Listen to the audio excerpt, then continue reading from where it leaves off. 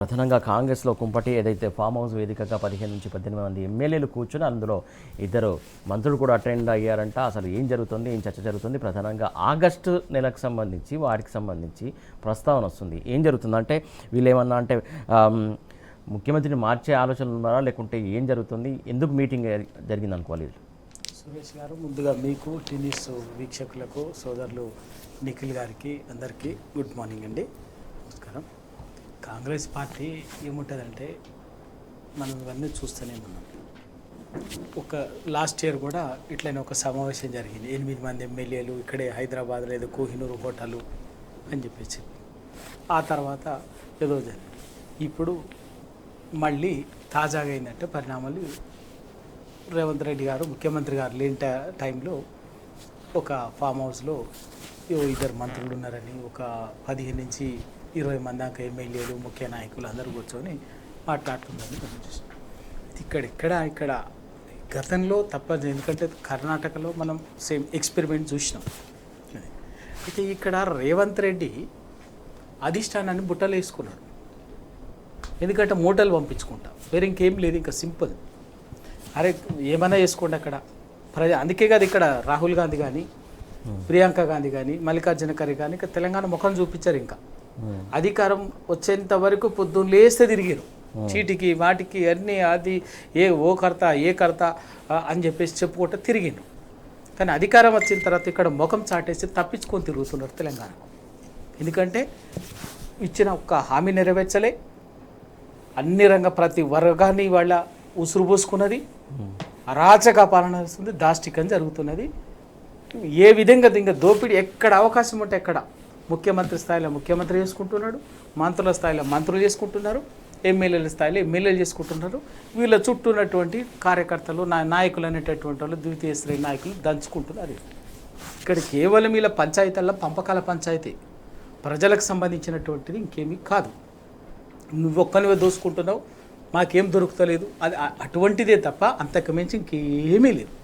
Congress party నిజంగా కూడా వీళ్ళందరూ మీటింగ్ పెట్టింది కూడా నిజంగా బెదిరించడానికి, రేవంత్ రెడ్డిని బెదిరించి ఇంకేదో వీళ్ళ అనే అనుకుంటున్నాను తప్ప, ఎందుకంటే అధిష్టానమే ఆయనని కాపాడుతుంది. ఇక్కడ అధిష్టానానికి కావాల్సినటువంటి వీళ్ళ రేవంత్ రెడ్డి మంచిగా అధిష్టానానికి 10 అవసరం ఉంటే 100 పంపిస్తున్నాడు. ఇక్కడ 1000 లూటీ చేస్తున్నాడు రాష్ట్రంలో. వీళ్ళ హైడ్రా పేరు మీద, ఆ మూసి ప్రక్షాళన పేరు మీద, ఆ స్కీము ఈ స్కీము, 22A కొత్తగా 22A వేల కోట్ల లక్షల కోట్ల విలువైన భూములని బ్లాక్మెయిల్ చేసి మధ్యతరగతి మిగతా విలువైన భూములని రిస్కులకు పెట్టి బ్లాక్మెయిల్ చేసి దందా చేస్తున్నారు. ఇంకా ఎక్కడ అవకాశం ఉంటే అక్కడ ఇసుక దందా, ఆ దందా, ఈ దందా అనేది చేస్తున్నారు. ఇప్పుడు వీళ్ళు పెట్టినటువంటి మీటింగ్ ఏంటంటే రేవంత్ రెడ్డికి వ్యతిరేకంగా సింపుల్, ఇంకేముంటుంది, ఒక అధికార పార్టీకి సంబంధించినటువంటి ఎమ్మెల్యేలు మంత్రులు ఓ సీక్రెట్గా మీటింగ్ పెట్టుకున్నారంటే ఆ ప్రభుత్వాన్ని నడిపే ఓ పెద్ద మనిషికి అధినేతకి వ్యతిరేకంగానే ఉంటే మా సంగతి చూసుకుంటావా, లేకపోతే నీ సంగతి చూడమా అని చెప్పేసి అంతే, ఇంకేం లేదు. అంటే పాలన గాడి తప్పింది. ముఖ్యంగా మంత్రుల పిల్లలు మాట్లాడుతున్నారు, అలాగే ఎమ్మెల్యేలు మాట్లాడుతున్నారు, మంత్రులు మాట్లాడుతున్నారు. కాకపోతే ఇది ఏం పట్టనట్టు ఆయన విదేశీ పర్యటన పోయి దర్జాగా ఎంజాయ్ చేస్తున్నటువంటి సిచ్యువేషన్. రేవంత్ రెడ్డి ధోరణి అంతే కదా. రేవంత్ రెడ్డి అనేటటువంటి నాయకుడు ప్రజల పట్ల ప్రేమ లేదు, ప్రాంతం పట్ల ప్రేమ లేదు. ఇక ఈ రెండు లేనప్పుడు ఇక నీకు ప్రజలు ఏమైతేంది, ఇంకేమైతేంది అని ఆయన కావాలని ఇది ఇటువంటిది ఊహించే కొంత జరుగుతున్నది కాబట్టి, సిమ్టమ్స్ కనిపిస్తున్నాయి కాబట్టి మంచిగా ముందుగా ఓ వారం రోజులు ప్లాన్ చేసుకున్నాడు, వెళ్ళిపోయాడు. ఇక్కడ ఏమైనా మీరు కొట్టుకొని చావండి, దావతులు పెట్టుకోండి, మీటింగ్లు పెట్టుకోండి, ఇంకేమైనా చేసుకోండి అని చెప్పేసి చెప్పారు. నిజంగా నిజాయితీ ఉంటే ఇదే కాంగ్రెస్ పార్టీ నాయకులు, మీటింగ్ పెట్టినటువంటి నాయకులు, కొండా సురేఖ బిడ్డ, మంత్రి బిడ్డ సుష్మిత, ఆమె ఏం మాట్లాడింది, ఎందుకు మాట్లాడింది అని మనకు అనవసరం. ఆమె లేవనెత్తిన అంశాలకు సమాధానం చెప్పండి, ప్రశ్నించండి. మీరు కూడా మంత్రులు మీటింగ్ పెట్టుకున్నారు కదా, ఎందుకు ప్రశ్నించారు, ప్రశ్నించండి. ఇది 2 సార్లు మాట్లాడింది అమ్మాయి సుష్మిత, సంవత్సరం క్రితం ఒకసారి, ఇవాళ ఒకసారి బహిరంగంగా చెప్పింది. ముఖ్యమంత్రి గారు విచ్చలవిడిగా ముఖ్యమంత్రి పొంగులేటి శ్రీనివాసరెడ్డి రాష్ట్రాన్ని లూటీ చేస్తున్నారు, దోపిడీ చేస్తున్నారు అని చెప్పింది కదా. భూములు కానీ మిగతాది అన్ని అమ్మాయి అన్నీ మాట్లాడింది. అమ్మాయికి స్థాయి ఉందా లేదా, స్థాయి లేదా కాంగ్రెస్లో ఇది మాట్లాడుతున్నారు కదా.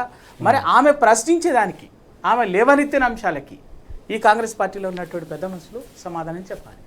రాహుల్ గాంధీ గారు సమాధానం చెప్పాలి, ప్రియాంక గాంధీ గారు సమాధానం చెప్పాలి, మల్లికార్జున ఖర్గే గారు సమాధానం చెప్పాలి. అది ఎవ్వరు మాట్లాడట్లే. అదే అమ్మాయి మాట్లాడి లేవనెత్తినటువంటి అంశాల మీద ఎవరు మాట్లాడకపోగా ఏం మాట్లాడారు? నిన్న మీటింగ్ ప్రెస్ మీట్ పెట్టి మాట్లాడినారు చాలామంది కాంగ్రెస్ పార్టీ నాయకులు, మిగతా వాళ్ళు. అసలు నువ్వెవరు మాట్లాడటానికి?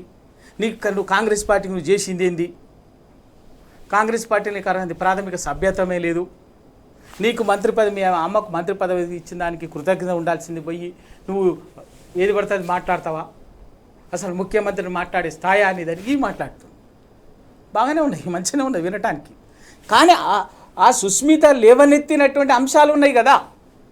ఈ రాష్ట్రంలో ముఖ్యమంత్రి రేవంత్ రెడ్డి గారు, ఆయన కుటుంబ సభ్యులు చేస్తున్నటువంటి, రాష్ట్రంలో చూపుతున్నటువంటి అరాచకము, దోపిడీ, అవినీతి, అక్రమాల గురించి కదా అమ్మాయి మాట్లాడింది. సేమ్ పేరు చెప్పకపోయినా పరోక్షంగా పొంగులేటి శ్రీనివాసరెడ్డి భూదందాల గురించి కదా మాట్లాడింది. వాటికి ఎందుకు సమాధానం చెప్పారు? బాధ్యత లేదా? నైతిక బాధ్యత తీసుకోరా పార్టీ? ప్రభుత్వం నడుపుతున్నటువంటి పార్టీ ఒక జాతీయ పార్టీ, ఆ మాత్రం నైతిక బాధ్యత లేదా? మీరు కరెక్టే మీటింగ్ పెట్టుకున్నారు, ఓకే సంతోషం, అది మాట్లాడండి. ఆ మీటింగ్ పోయినటువంటి పెద్ద మనుషులు ఎవరో దొంగతనంగా మీటింగ్ ఎందుకండి?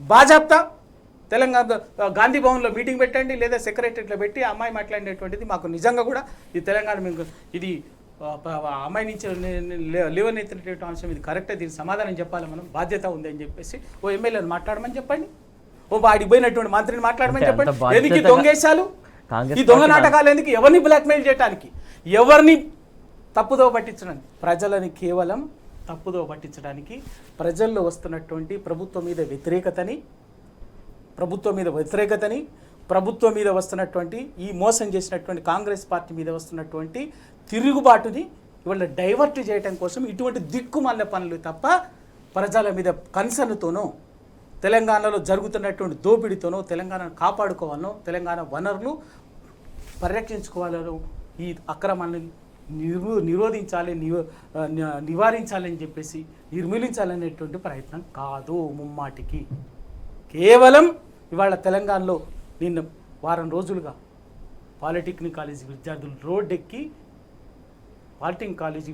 రోడ్డెక్కి గర్జిస్తున్నారు, ప్రభుత్వ అరాచకాన్ని ప్రశ్నిస్తున్నారు, నిలదీస్తున్నారు. ఇవాళ తెలంగాణలో దాన్ని డైవర్ట్ చేయడం కోసం ఈ దొంగ నాటకం వీళ్ళే చేస్తారు. ఇవన్నీ పిల్లని కొట్టింది. ఇవాళ 22A బాధితులు ఇవాళ రోడ్లెక్కి ఆందోళన చేస్తున్నారు. ఇటువంటి వాటన్నిటినీ కళ్యాణ్ లక్ష్మి, 22A బాధితులు, ఇవాళ పాలిటెక్నిక్ విద్యార్థులు రోడ్డెక్కి ప్రభుత్వం వ్యతిరేక ప్రభుత్వాన్ని, మంత్రులని, ఎమ్మెల్యేలని గల్లాబట్టి నిలదీసే పరిస్థితి వచ్చింది, ఊర్లలో ఉరికిచ్చే పరిస్థితి వచ్చింది. దాన్ని డైవర్ట్ చేయడం కోసమే దిక్కుమాల డైవర్షన్ పాలిటిక్స్ తప్ప అంతకు మించి కాదు అని చెప్పేసి నేనైతే అనుకుంటున్నాను. అన్నిటికీ సమాధానం చెప్తాను.